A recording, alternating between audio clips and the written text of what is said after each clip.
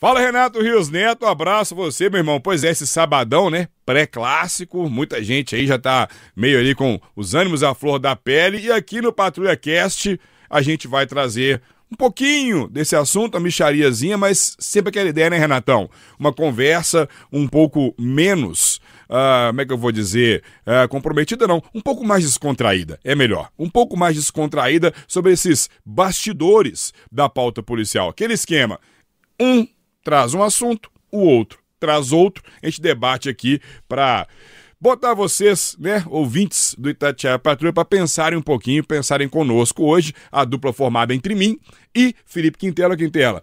Beleza, meu caro? Bom já demais. Logo dispensa aí qual que é o seu BO. Pois é, Oswaldo, boa tarde para você também, para quem está ouvindo a gente no Patrulha Cast. Bom, o meu caso, eu acho que foi, de longe, o mais impactante que a gente mexeu nessa semana e envolve, né, uma suposta traição aí, que não está confirmada ainda ou não, mas é o que o autor do homicídio disse ser a motivação aí. Envolve um policial militar, o sargento Cleidson Baiense Viana, de 40 anos, e um mecânico, que é o Ângelo Magno Ferreira Dias Galvão, também de 40 anos. O policial militar, né, antes de se suicidar, disse que descobriu uma traição, foi até a rua onde fica a oficina desse mecânico, a rua Marzagânia, ali no Boa Vista, região leste de Belo Horizonte. Chegou lá, isso era 4h30 da tarde, estava plena luz do dia, estava uma rua bem, inclusive, erma, só tem uns moradores ali. Chegou, deu vários disparos nesse mecânico. O mecânico ainda foi socorrido pela polícia militar, que não tinha naquele momento a menor ideia que o autor era um policial, né? Eles levaram o mecânico lá para o João 23, só que ele acabou não resistindo. Enquanto isso, o policial pegou, foi para casa, fez uma chamada de vídeo para a esposa dizendo que ele descobriu, né, uma suposta traição aí dela com esse mecânico, que esse teria sido o motivo do assassinato, e logo depois, em seguida, ele se matou, foi encontrado o corpo. E aí é que fica a consternação, né, principalmente da família, Oswaldo, porque pelo que a gente pôde perceber, porque Todo eu não mundo com tive... filho, né? Os dois têm filho, os dois são trabalhadores, os dois são casados, os dois têm a mesma idade, inclusive. Moradores do mesmo bairro, sim, são moradores do mesmo bairro, poderiam ser até amigos conhecidos ali, porque é um bairro que todo mundo se conhece, é um bairro relativamente pequeno e tal. Então, assim, um choque muito grande para as duas famílias, deu para perceber isso pelo silêncio delas, porque elas não quiseram falar com a gente. Eu fui no velório do mecânico, que foi lá em Sabará, se eu não me engano, em Terra Santa. Cheguei lá, um velório com muitos conhecidos, muitos familiares, estava bem lotado. E veio uma prima do mecânico falar com a gente, comigo e com os colegas da imprensa, falar que eles não queriam falar nada, que era um momento de muito choque e tal, nem deixaram a gente fazer imagens. E colegas meus, né, nossos que foram no outro velório do policial, falaram que a situação foi exatamente a mesma. Não trataram a gente mal, mas não quiseram dar a versão deles aí, desse choque, desse crime que aconteceu. E é totalmente compreensível, né, Quintela? Totalmente. Porque envolve crime passional, envolve triângulo amoroso, envolve honra, envolve traição, claro, partindo do princípio de que essa realmente é a motivação, né? Mas é uma carga de assuntos delicados que, se a gente se colocar no lugar desses familiares, eu também nem queria falar nada. Eu também não. E se você pensar assim... foi uma vítima, um cara trabalhador, que até onde a gente sabe, né? Eu fui lá no Boa Vista, eu conversei com 5 moradores ali, vizinhos dele, que só falaram bem do Magno, do Ângelo Magno, né? Do mecânico. Teve um cara lá, um morador, que me chamou, ele mora em Formiga. Ele me chamou para conversar, falou assim: olha, eu tô aqui tem 40 dias, morando aqui no Boa Vista. Ele é meu amigo, eu fiz amizade com ele em 5 dias, porque é um cara que consertou meu chuveiro de graça, tava indo arrumar um carro velho que ele tinha lá, já tinha se disposto a arrumar. Então, até onde a gente sabe, né, o Magno é um cara trabalhador, era um cara trabalhador do bem, assim como, até onde a gente sabe, era o caso do policial, um cara querido aí na corporação, um excelente policial e tudo mais. Então, assim, a gente chega numa situação dessa pensando, a família pode querer falar porque é um cara inocente, né, e tal, mas não, que envolve, como você falou, caso de sexual. Triângulo amoroso, né? Né, assim, envolve uma relação íntima. São as denúncias, hein? Agora um detalhe importante, porque infelizmente existem profissões que realmente mexem com a cabeça das pessoas, né? segurança pública é uma delas. Então, não só ela, jornalista também, médico, né? Você tem professor, você tem profissões aí que mexem muito com a carga de estresse da pessoa, especialmente quando a própria vida dela também corre risco, como, por exemplo, um agente de segurança pública que está no dia a dia no combate à criminalidade. Por que eu estou dizendo isso?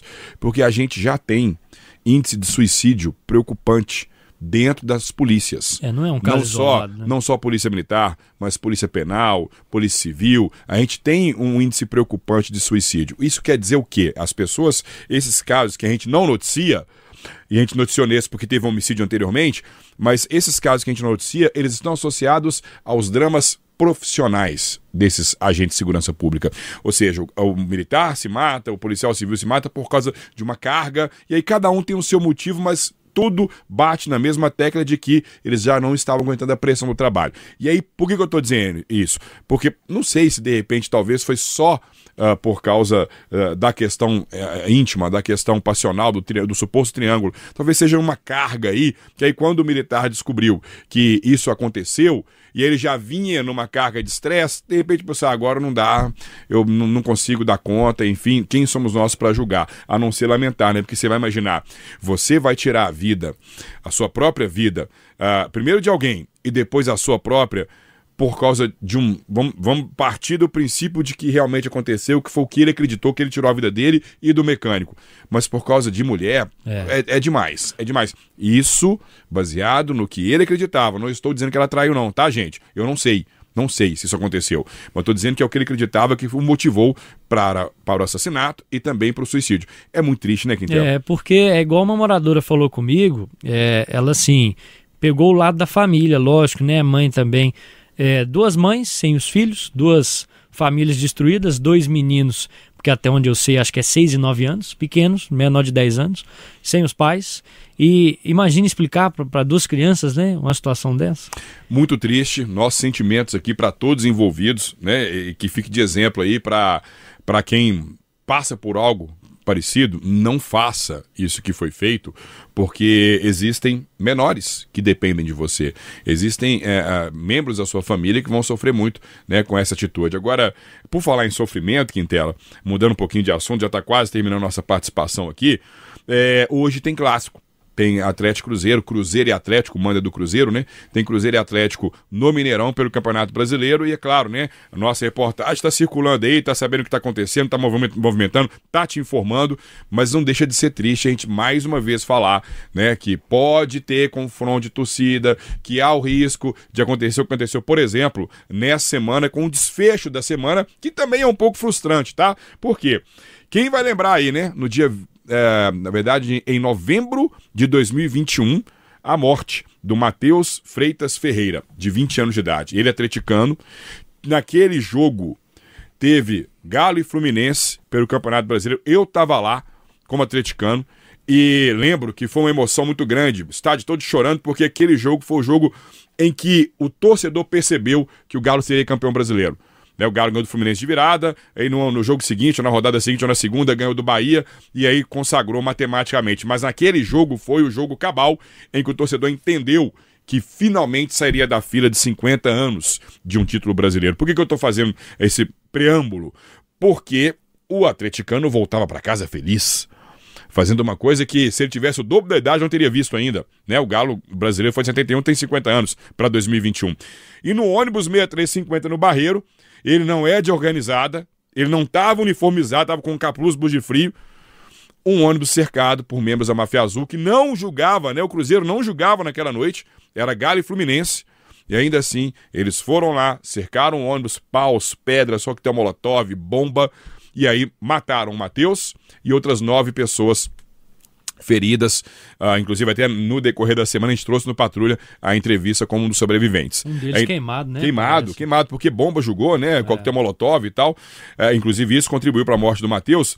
E aí nesta semana foram julgados 2 membros da Máfia Azul, Samuel Paixão de Souza e Riquelme Anderson Ribeiro da Silva. Samuel que seria o líder da Máfia Azul Barreiro na época do crime.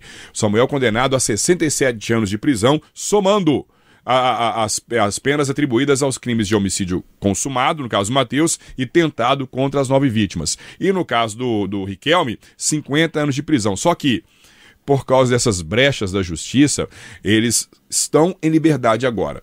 Eu não sei se eles têm condições de ir ao jogo, mas se tiver condição, não é a justiça que impôs o contrário. A justiça justamente permitiu que eles possam ir. Eu não sei se, porque a organizada não pode ir no estádio, mas de repente eles podem ir só com a camisa do Cruzeiro, né? Por quê? A sentença foi dada na noite de quinta-feira.